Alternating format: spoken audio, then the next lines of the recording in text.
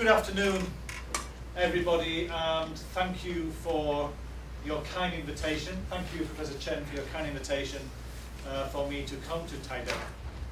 I've been coming to Taiwan almost every year for 20 years.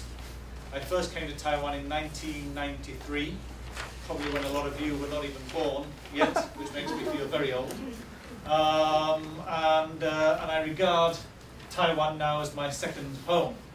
And Taiwan is just, for me, it's just a wonderful place to be. But this is the first time in 20 years I have spoken in Taiwan. So this is a privilege for me to be standing here talking to you. A little bit nervous because I'm not a scientist. So to be in a department of chemistry is like going to foreign territory for me. This is where the proper academic work is done. But what I thought I would do is that I would tell you a little bit about my university first. Because my job title, in addition to being Professor of Public Diplomacy, I'm also responsible for the university's international strategy. I'm trying to help the university become much more international. And that's one reason I'm here, is to set up these links, as Professor Chen was talking about, with my university. But also, hopefully, to encourage more students from Taiwan to come and study at Aberystwyth University. This is my public diplomacy, my soft power. Because at the moment, we only have one student from Taiwan in the whole university. And I think that we should have more students. So I'm going to just tell you a little bit about our university. This is Aberystwyth. Aberystwyth means the mouth of the river Ystwyth. So Aber means the mouth of the river, Ystwyth is the river. And as you can see, it's a very beautiful town that we live in. Our campus is about 10 minutes from the ocean, 10 minutes from the beach.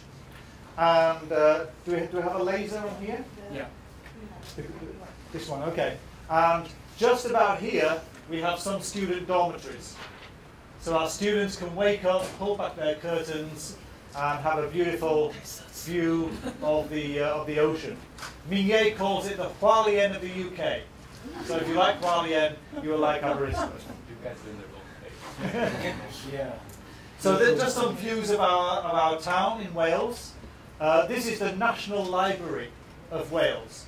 So if you know about the British Library, this is a branch of the British Library right next to the university. So every book published in English is in this library. We have more books than people in our town.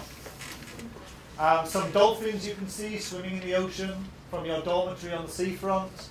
Our castle overlooking the town. And I'm very honoured because my department of international politics was the very first department of international politics in the world. It's the oldest. It's where the subject began to be taught. So I'm very honoured to be part of that department because it's at the cutting edge of the research. So I'm hoping that that we might be able to persuade some students to come and study with us for postgraduate degrees, or we can set up some arrangements for 3+1 or 4+1 degrees or whatever, because we need more students from Taiwan. So what I want to do is just to talk to you about my opinions on transdisciplinarity. And I approach this from my own research and interests in communications, in public diplomacy, and in soft power.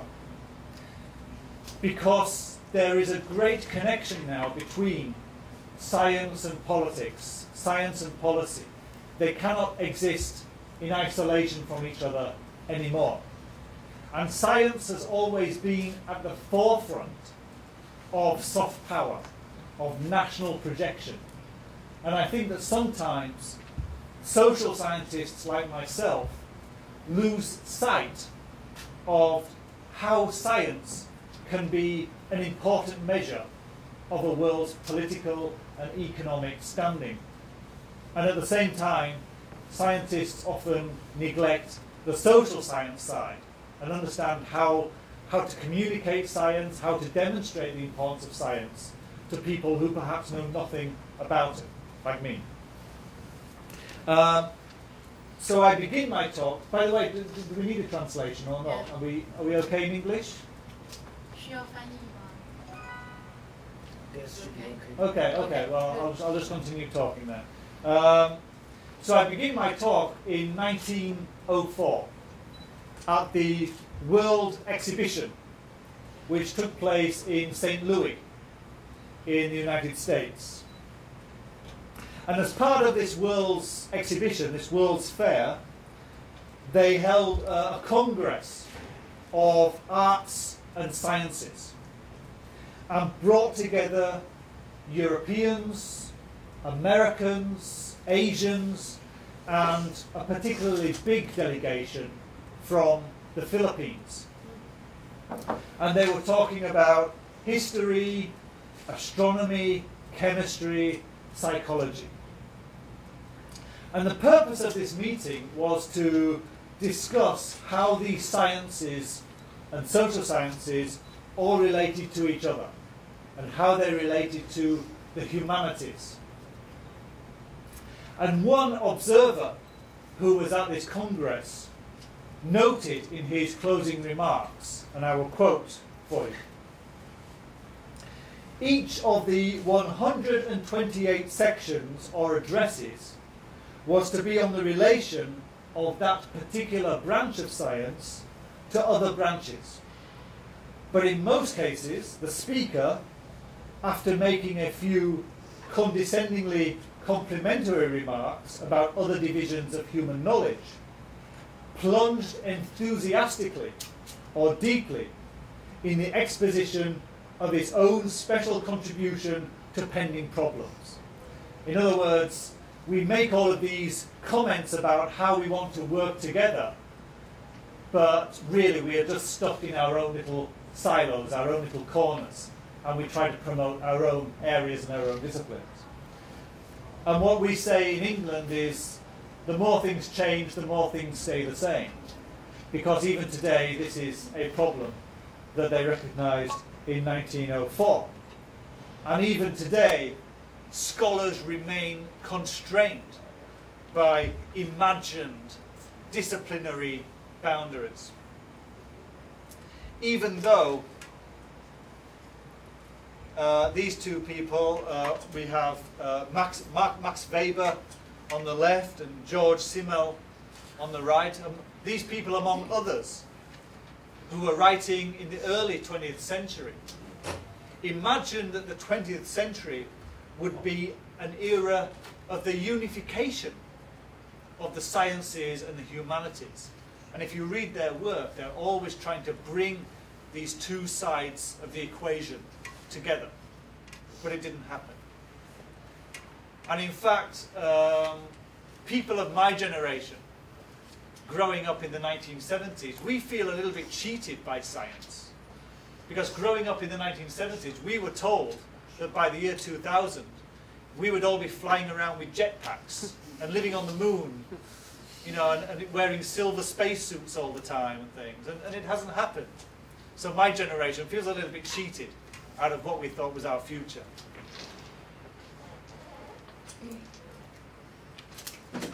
Now this is a slide that I show quite regularly to my students. And I think it just gives a nice snapshot of the kind of problems that the world faces today. A range of problems which cannot be solved nationally or by sticking within our disciplinary boundaries. These are global problems which call for global solutions and definitely calls for transdisciplinary approaches to solving these problems.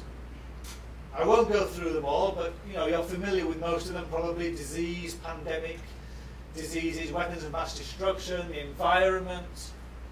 All of these things can no longer be solved by national governments thinking about local solutions.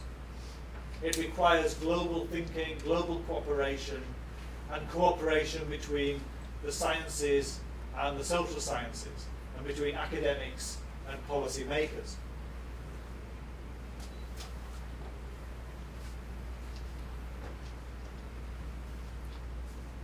And in the UK, we've been thinking about this for quite a long time. This is our former Prime Minister, Gordon Brown, Labour Prime Minister. Certainly not as bad as the Prime Minister we have now, who is, well, don't get me started on British politics. But when Gordon Brown was the Prime Minister of the UK, he spoke at Oxford University. You can see him here speaking at Oxford University in 2009. And he was giving a speech on science and our economic future. And he announced at this seminar that science, above all, can give us hope. Hope for the future and hope for understanding how to solve the problems that I've just shown you. And Gordon Brown established a new role, and that was Chief Scientific Advisor to the Foreign and Commonwealth Office, so the equivalent of your Ministry of Foreign Affairs, MOFA. Our MOFA, the Foreign and Commonwealth Office. And he created a Chief Scientific Advisor, which is quite revolutionary, because the Foreign and Commonwealth Office is a place of great tradition, going back many centuries. They do their own things in their own way. And to suddenly have scientists inside the Foreign Office who might be thinking about science and diplomacy, you know, they're only just getting used to the idea of public diplomacy and communication. The idea that they would now have to think about science as well was something quite new to them. And the idea of this Chief Scientific Advisor was to bring, quote, science to international policy making and diplomacy. And that's a quotation by William Hague, who is our current Foreign Secretary, when he became Foreign Secretary in 2010. So there's a continuity there between the two parties, even though they're different parties, Labour and Conservative. Both of them thankfully recognise that this kind of work has to continue. And I think that this work is important because it recognises that national and global problems require not only transdisciplinary solutions, but a more integrated approach between the sciences and the social sciences that are embedded within the very machinery of government. So we had the creation, the creation of the UK Science and Innovation Network, which is about 90 scientists, 90 officers in embassies and high commissions in 25 countries. And their job is to promote foreign policy, diplomacy, international relations through science collaboration. It's about getting scientists talking to each other and showing that through science, a state can further its own foreign policy and international relations ambitions. And that often, talking to each other about science can overcome problems in other areas. And I will show you some examples of this. So you probably know much more about this than I do, because this is pure science. And this is the Sesame project. Sesame, and please forgive my pronunciation, the synchrotron light, whatever that is, I've got no idea, the synchrotron light for experimental science and applications in the Middle East. Synchrotron light for experimental science and applications in the Middle East. And it's based in Jordan, which is here. This is Jordan. And what it does, it brings together, in terms of science collaboration, all of these different countries. Turkey, Cyprus, Israel, the Palestinians, Jordan, Iran, Bahrain, Pakistan, and Egypt. Now for me, this is a great example of how science furthers diplomacy. Because only in science would you get the Israelis sitting down and working with Palestinians and Iranians. Politically, they hate each other. They're fighting each other. They want to bomb the hell out of each other. But they're working together in science. Science can overcome these kind of political and diplomatic problems. So for me, this is a great example of the kind of interdisciplinary soft power that I look at and that I'm talking about. Another good example, which you're probably more familiar with, is the Antarctica. The Antarctica science stations. You know, in Antarctica, we're talking about, you know, the coldest, the most remote continent on the planet. But it's where the future of the planet will really be decided when we're talking about the environment, climate change. But the fact that you are living in a continent, you're working on a continent with such extreme weather, where you're isolated from the rest of the world, and you have to be committed to science to be actually there, to go there and work there. It ensures that there is close collaboration between all the different nations, the scientists of all the different nations that are actually working and doing research in Antarctica. So again, it's a good example of this kind of the politics of science, the diplomacy of science, and the soft power. And this cooperation and the governance that regulates and structures the international involvement in Antarctica demonstrates science diplomacy, meaning relationships and policy based on science.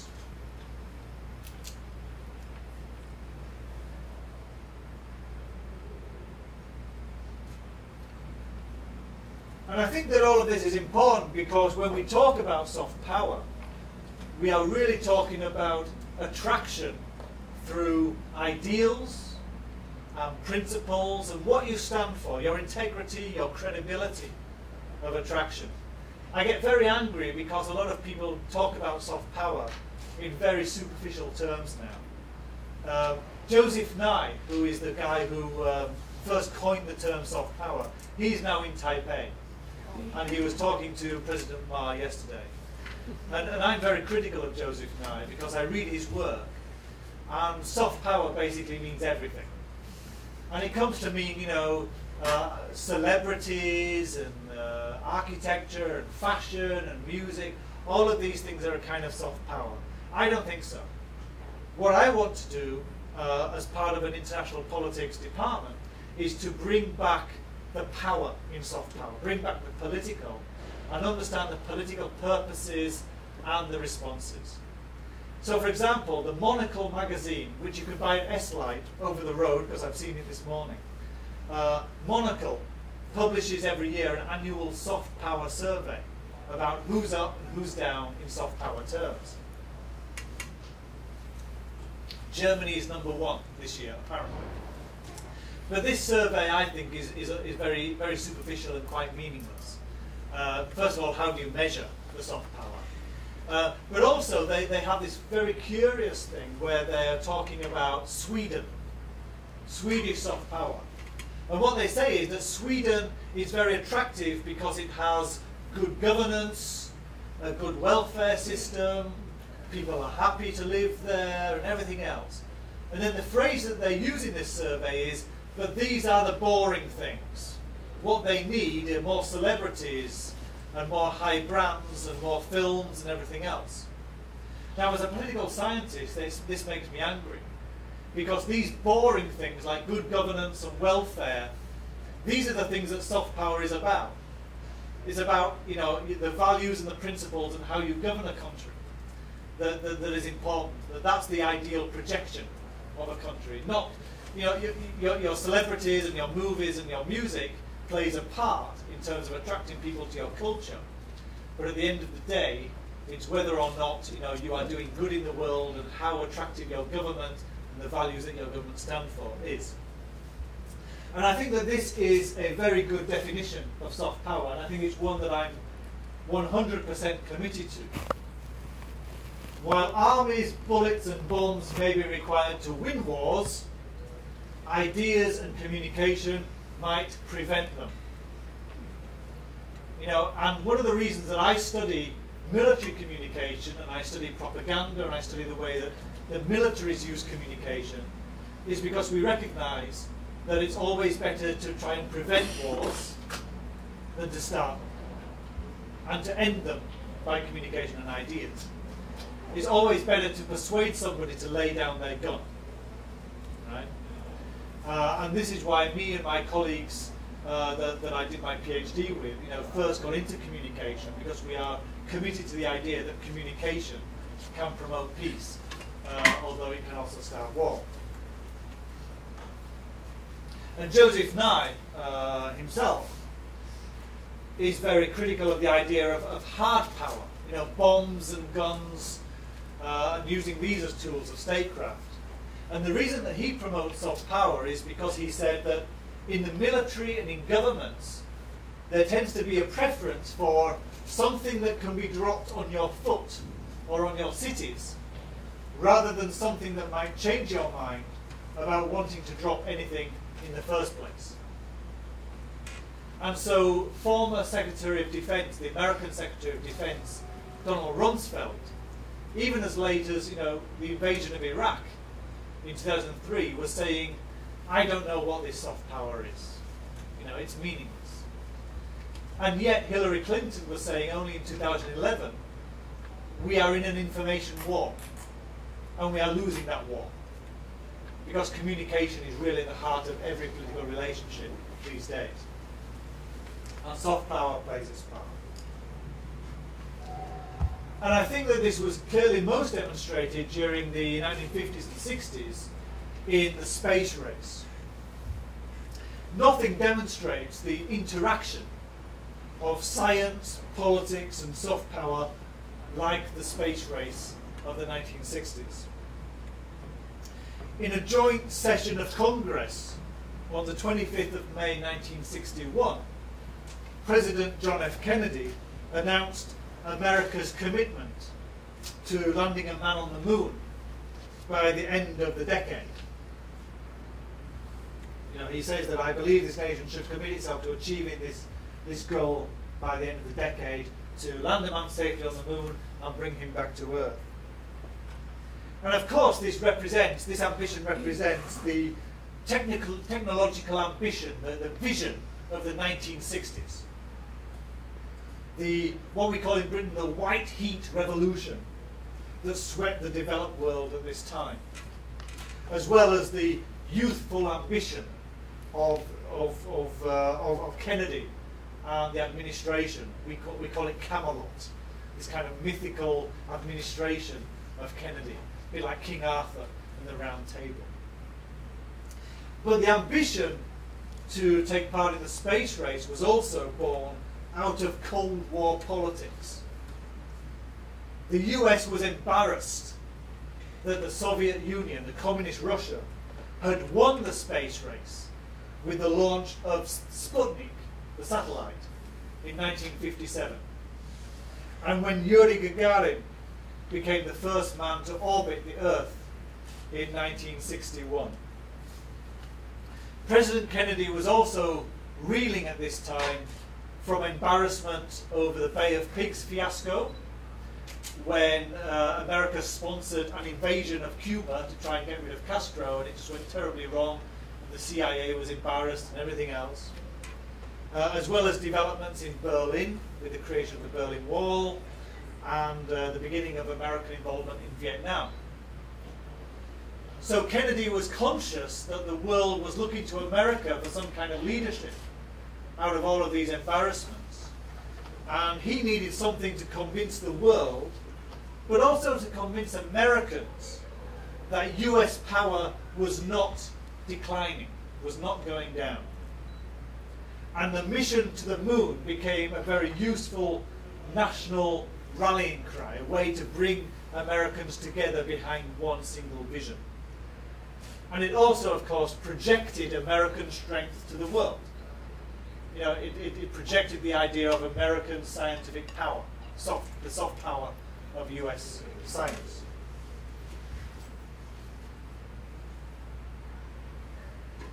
At the moment, of course, we are also conscious that China has recently become involved in its own space program. And only, was it last week? I'm losing sense of track of time now. But they sent a mission to the moon as well. And Professor Ouyang-Tze Yang, who is, I think, one of the chief scientific officers responsible for this space mission, said, lunar exploration, moon exploration, is a reflection of a country's comprehensive national power. It is significant for raising our international prestige and our own people's cohesion. Now, this is a scientist saying this. He does talk a lot about the science of the moon exploration, but this is a very interesting quotation because it's also showing the political dimensions, the soft power dimensions of the space race. This phrase, comprehensive national power, is one that we see all the time when we read about and talk about Chinese soft power. And the Communist Party of China always says that soft power is an essential part of China's comprehensive national power. The moon exploration is significant for our own prestige, to project ourselves abroad, the China dream we've got now under Xi Jinping, and our own people's cohesion, so bringing the Chinese people together.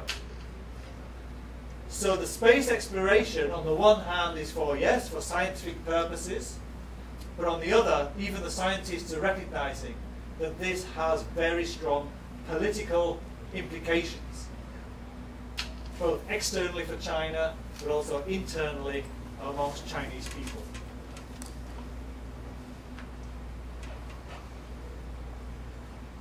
And this was a screenshot I took of the news about the space program. This is from the Independent newspaper, The Independent, last Saturday, 2 Saturdays ago.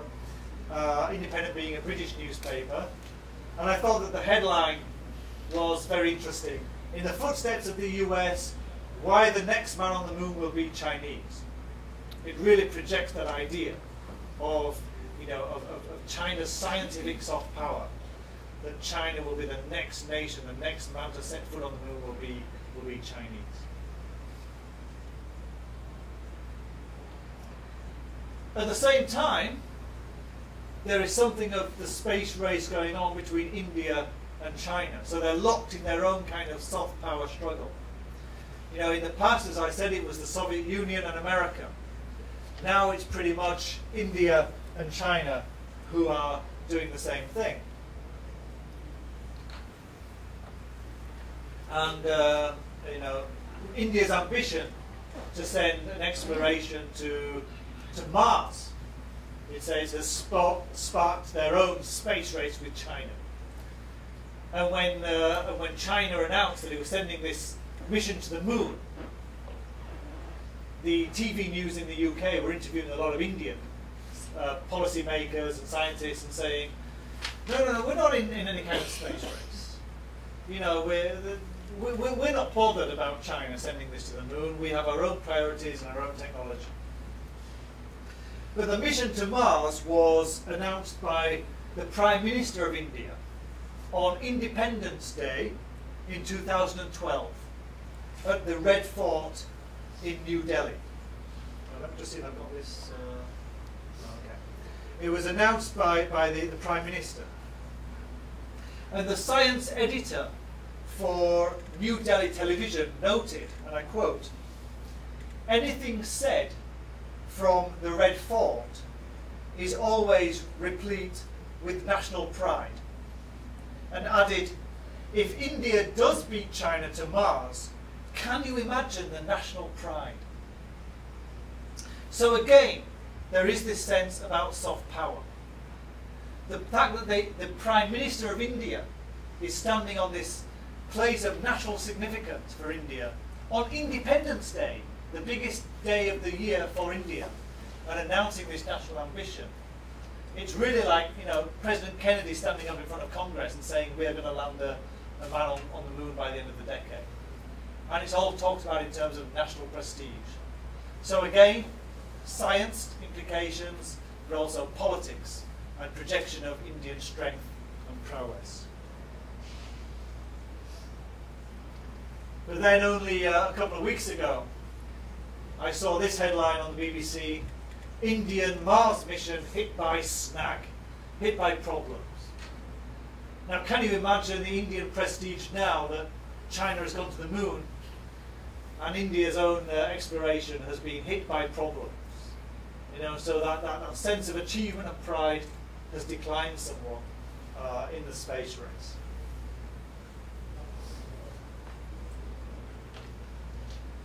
But it's very interesting in looking at this kind of Indian science and Indian space exploration, because what we have to consider as social scientists and as hard scientists are the political economic costs and benefits.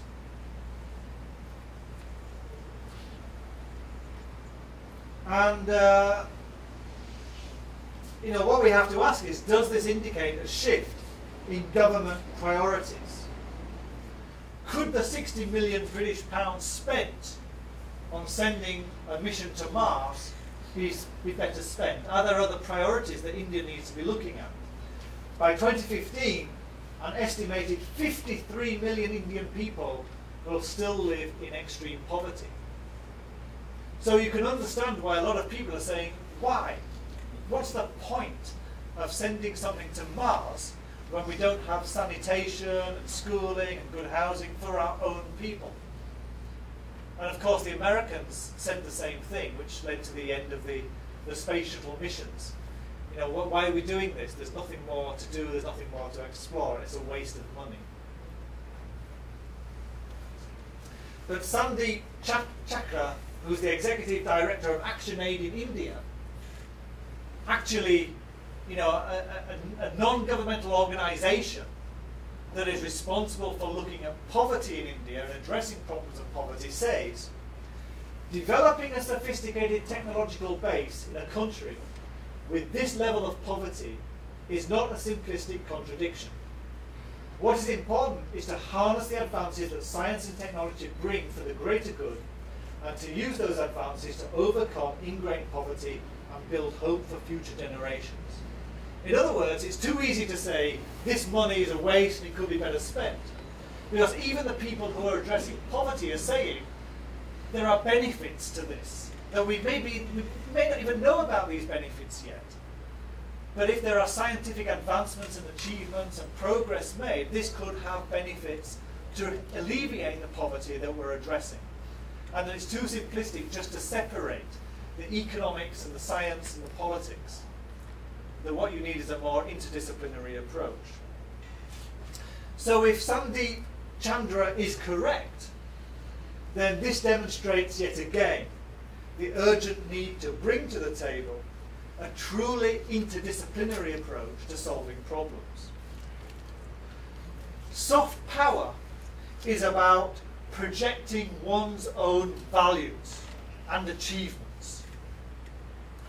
And what we say when we look at soft power is that actions always speak louder than words.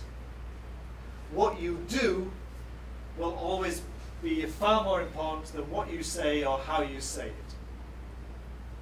And what you do will always tell a far more convincing story than what you say. And the kind of interdisciplinary activities that I've touched upon in this brief presentation suggest that by coming together and building bridges over their disciplinary differences, science, the social sciences and the humanities can make a difference, with soft power as a natural byproduct of such collaboration. So I want to end back in 1904 with the World's Fair, because I think that today we are in a stronger position than ever to accomplish what the organisers of the 1904 World's Fair, the organisers of the Congress of the Arts and Sciences in St. Louis, had in mind. To demonstrate some of the common interests that scholars and students from separate disciplines can explore, discuss, and use to find shared solutions to shared problems. Thank you very much. Thank you.